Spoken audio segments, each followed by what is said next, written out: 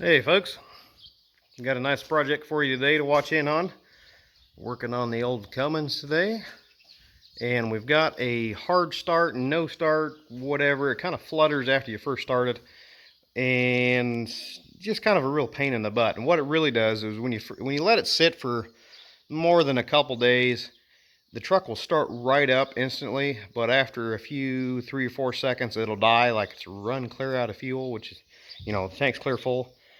But that's pretty much what it does. It'll die, and then you can bleed it, when crank on it, whatever, and it will finally come back to it, and then it's fine. If you just let it sit for a day or so, then it doesn't have any problem starting right up. It acts like it's bleeding off. And there she is. And also part of the symptom is we've got fuel running down the top of the head here, and you don't really notice a lot unless you're driving all day, but it'll have fuel dripping down the back side of the head down here on the floor. Nothing there. I just drove it in here. She's cold. She's been sitting for about 2 weeks. But it'll be leaking fuel, and you're wondering, what the heck? Where's all this fuel coming from? And you pop the hood and look, and there'll be fuel running down the side of the injector hole here, or side of the head. And depending on which one it is, you can usually get by with replacing one. But in this scenario, when I first got this truck going again, number 2 here, light shining on, I could not get her to seal. So I pulled that crossover tube back out from out of the head and replaced the O-rings on that particular one only. I had some makeshift O-rings here that kind of worked. So I knew that was going to be a problem, so I went ahead and ordered the whole set of crossover tube O-rings and just kind of drove it for a day or two until I got the crossover tubes in, or the O-rings in. And here they are. They're just some little bitty boogers, nearly nothing to them. But I went ahead and ordered the specific ones from my pump shop, and that's the part number for them right there. So anyway, that's what we're going to do today, is get those crossover tubes all out, get the O-rings replaced, and get rid of our fuel leaking and no start problem. For those of you mechanically inclined or Cummins inclined, this is not a typical setup here. This is a 24 valve head on a P-pumped 12 valve, used to be 12 valve engine. And I do not recommend anybody going and doing that. I was quite a bit younger when I did this conversion.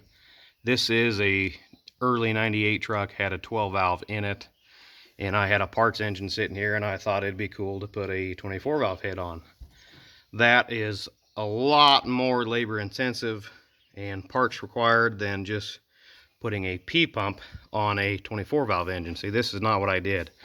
I took the engine all out of the truck and split the engine all down, pull all the pistons out. The pistons on a 12 valve and a 24 are not the same. The 24 valves have the center fired injectors, where the 12 valves come in at the side. So the side, then the cup for the injector spray is offset on the 12 valve engine. Not knowing that beforehand, I had the engine all split down and just said, let's just go ahead and do it. For you guys doing a P-pump conversion on a 24 valve engine, I ran into this problem when I put this head on. The oil supply for 12 valve engine is here. I don't think I can show you, that big rubber hose is in the way, but anyway, there's an orifice right down inside there that the oil supply comes in, and obviously this is meant for lots of different applications. So there's holes on either side of the pump either way. Well, I thought, well, let's just put it in the other side, no problem. And yeah, we had all the oil coming through the injection pump. We did not know that there's supposed to be a restrictor in there. Needless to say, we had no oil pressure to the engine. Took it for a test drive. The oil sensor is such a pain in the butt that it had broke when we were doing all the swap. And I thought, well, shit, it's always had oil pressure. No, no need to get in a big hurry getting one back in there. And we went for a test drive because I was young and stupid Nancy. Anyway, long story short, all the oil going through the injection pump, not supplying the back 2 cylinders or the turbo with oil. We blew the back 2 cylinders, scored the shit, and the turbo went kapooey. Yeah, so you have to have a restrictor in your oil orifice there going into the pump on this side. And make sure you have a gauge on it. That's the dumbest thing I've ever done, was not have a gauge on going for a test drive. I do not rely on the gauge anymore in the dash, the little sender. I have a oil gauge all by itself up on the pillar, and it's down in there somewhere. That's it right there, that little bitty tube. That's my oil pressure gauge going into the pillar gauges. Yeah, also going to be trying out my new topside creeper. This is a new addition, just got it here the other day. Got it from Napa, and it's height adjustable. You got a little pin here you pull out and raise it up or down. It will sit just one notch lower and sit right above this, but then we're hitting my fan shroud, so we'll probably just stay up on that peg. It's also got these adjustable tip legs down at the bottom. If you wanted to reach in a little farther, you can reach in a little farther like that. Now she's tipped down a little bit more. Anyway, it's a pretty nice little topside creeper. I've always kind of wanted one of these. We do an awful lot of in the hood stuff like this, or over the hood. It's a little easier with a big bumper on the front. You can just, you know, you can put a board across here or something and kind of lay on that, but that gets pretty tiring on the chest. So anyway, enough about that. Let's get to work. Okay, first thing, we're going to pull these air tube off of the intake horn and remove the intake. Got the 10mm on the little guy there. Put that back in there. Whoop. There we go. 6mm Allen on those guys. Come on. There we go. Now I get that front one.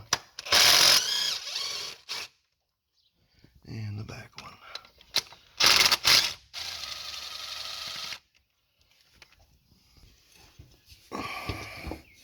Take care when pulling this off not to lose your gaskets. Set this over here. Now, because this is a P-pumped truck, P-pump 24, we have a riser plate. And again, some more gaskets. Set that up there. Careful, gasket, don't go anywhere. Now, for safety's sake, I'll put this up over here so I don't bump it. Now, I have to remove my custom bent injection lines all the way back into there. There's number 6.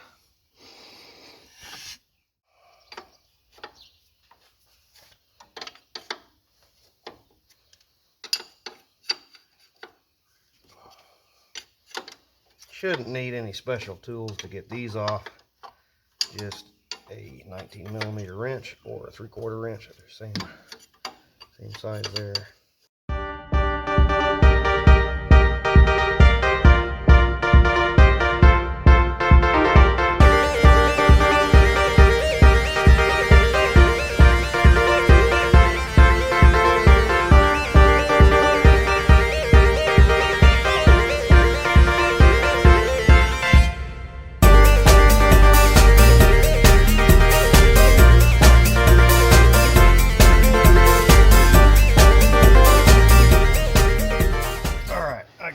Stubby 3/4 wrench. That'll get her a little more clearance so I can rotate it. There she is. There just wasn't enough room with a regular wrench to move the handle up far enough to get on it. But I got it broke loose, so that made it a whole lot easier. Come on. Once you get her broke loose, it's all downhill. Boy, trying to get the angle for you so you can see it.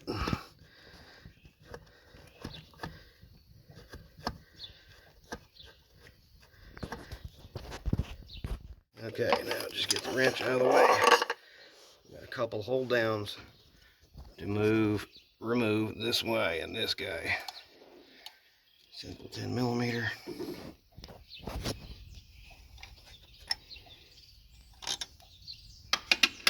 Now the whole injector line set will come nice out of the way. Come on, there we go.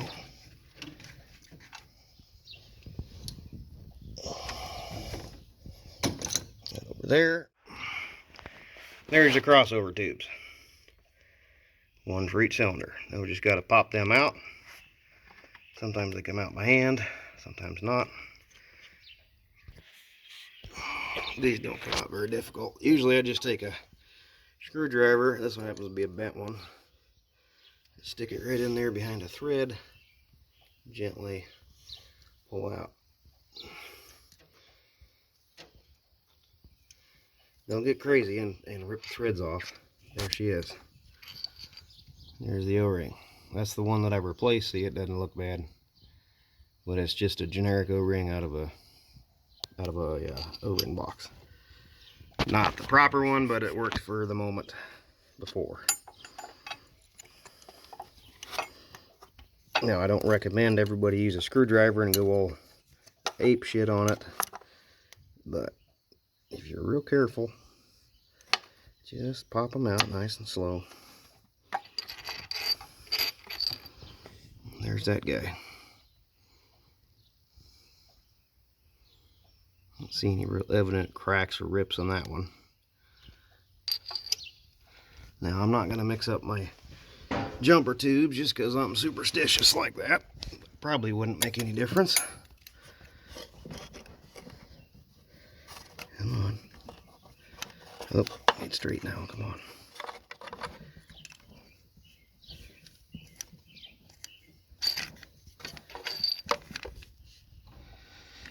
How's that one look?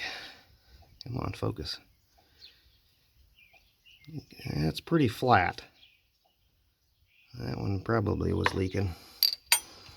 I know these back ones were leaking.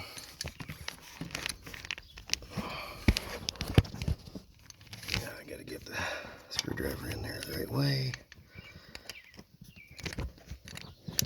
Using a bent one so that back here in the back it's a little easier. It's not wanting to come out that direction. I'll try it this way. There we go.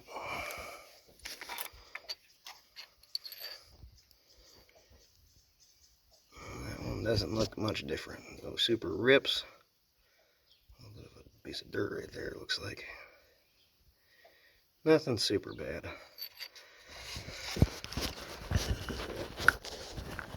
Now we're getting to the number 5 cylinder, and it's going to be a real pain in the butt for you to see.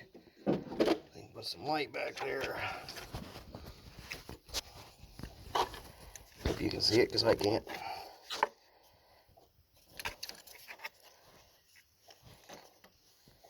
Feels like she came.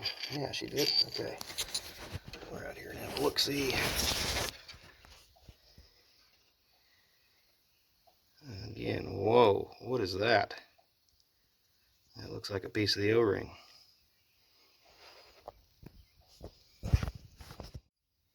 That is a piece of the O-ring. Okay, right above where that is. Focus, come on. Yeah, there you can see it. She's got a little bit of a rip right above that O-ring. That's where the problem is coming from, for sure. As the kids say, for sure. Just ripped her right off. But that's it right there, right on the edge. Right there. So it wasn't leaking fuel into the engine. It was leaking as the fuel comes in through this tube. Goes down and pushes against the side of the injector here. And some out of the return, or some bleeding out of this. Probably the return. Was coming back up the side of the jumper tube, crossover tube, and leaking out onto the side of the head right here. Just spraying right by there. Well, not really spraying, seeping. Alright, let's go have a look at number 6. And here is number 6. What is all of that? It's like a bunch of crap on there.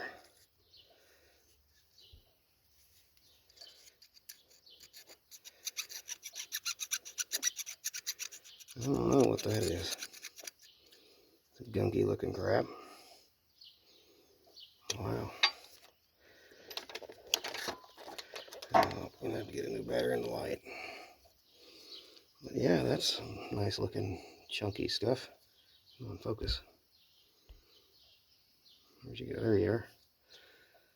Look at all that crap on there. The O-ring doesn't look terrible.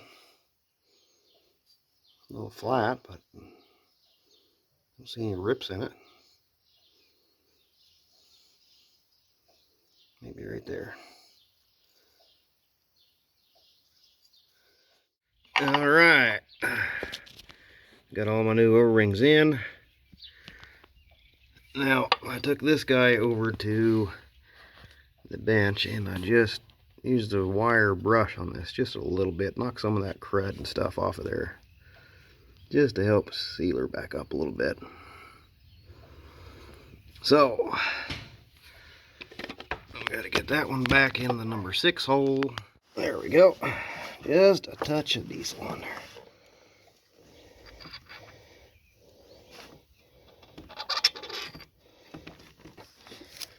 Okay. Now I'll get number 5. There she is. A little lube on it. I got just a cup of diesel over here I'm using for lube. Just so she's not going in dry. There we go.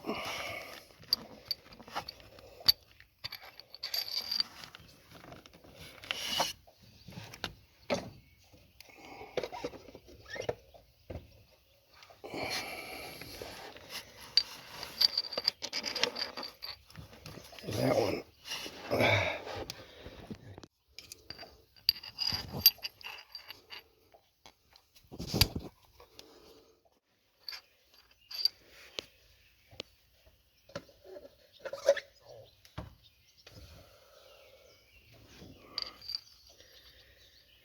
Now give it a third good firm push. That one didn't click, but it definitely pushed in. Let that guy back out. Don't get in the juice.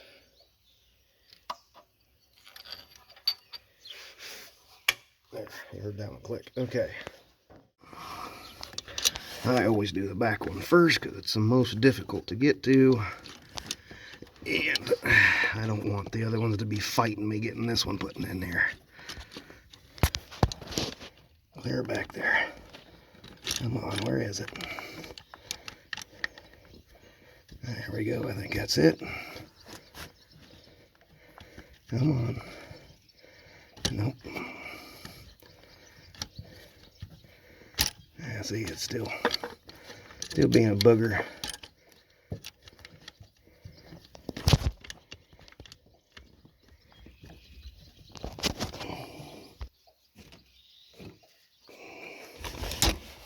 I think I got it started. I can't hardly get my arm back in there though without covering up the camera's view. Let's try the other hand. Oh yeah, she started. There we go.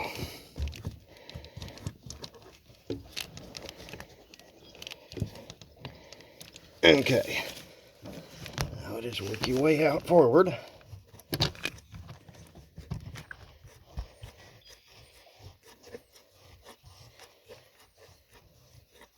Okay.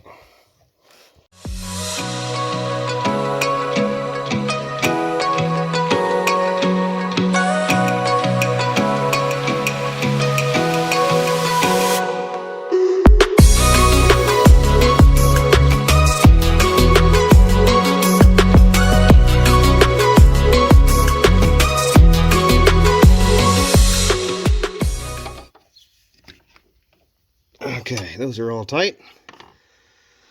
Now I just have to go back through and tighten up all these jumper tube nuts. And then we'll be ready to do a test run. We will do with the intake off because these are such a pain in the butt to get to with them on. We'll do it with them off. Right now I'm going to go in and bump start and see if we can't get fuel out of these first 3. I left them loose to bleed it, and then when we get fuel out, we'll snug them up and fire it. Make sure I don't have anything going to touch the fan. Nothing's going to get sucked in the hole. Okay. Now we'll just snug these up. Get out of the way.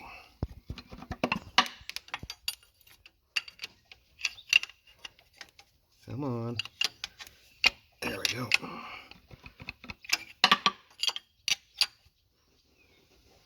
Personally, I like the older 12 valve injector tube hookup. They're a heck of a lot easier to get a wrench on them. These suck. Especially this one, man. You can't get on that thing at all when the intake horn's on there.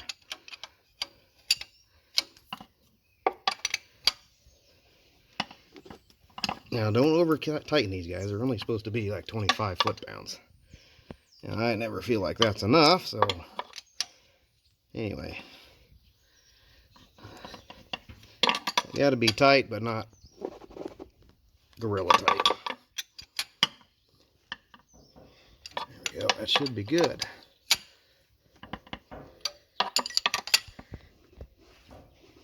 Alright, one more test fire. Well, there it is. It's running.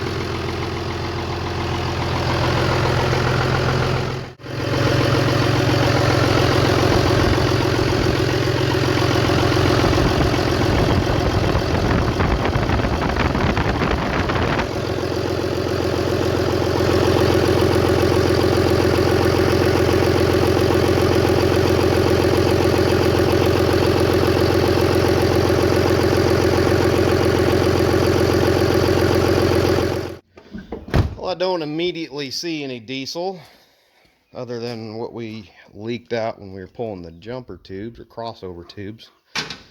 So I'm just going to use some brake clean, hose it down a little bit in the air blower and blow it off clean and dry, and then start it and check it again for any leaks. The back one is the most difficult to check. Basically, you wipe it with a rag and then go back there and feel again with your finger. If your finger's a little wet, then you got a leak. But anyway, that's pretty much it for that. We just got to put the intake horn back on with the gaskets and get the tube tightened up. Pretty much it. Looks like a pretty good job. Well done. I hope you enjoyed watching this one. Watching replace the crossover tube O-rings. And don't forget to comment, subscribe, like, hit that notification bell so you can see the next video I put up quick as I put it up. Until then, catch you later.